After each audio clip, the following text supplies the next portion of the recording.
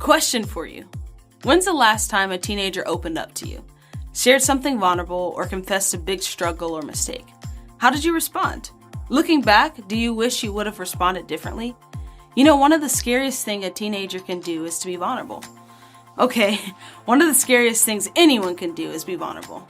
It's never easy to admit a weakness, share a fear, or get emotional with another person. So when a teenager chooses to trust you like that, well, that's a big deal. But how you respond in that moment is an even bigger deal.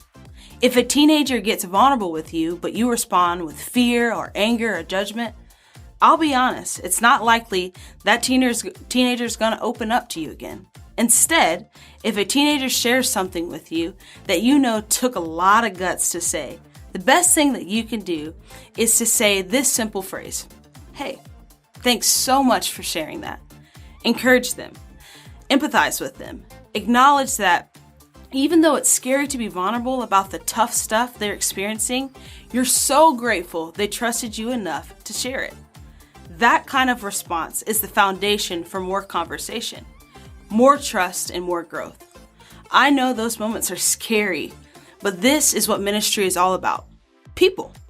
This is why we show up, so that eventually a teenager will feel safe enough to be honest and ask for help when they need it.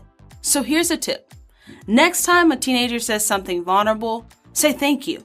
Let's be places where students feel safe enough to share the real stuff.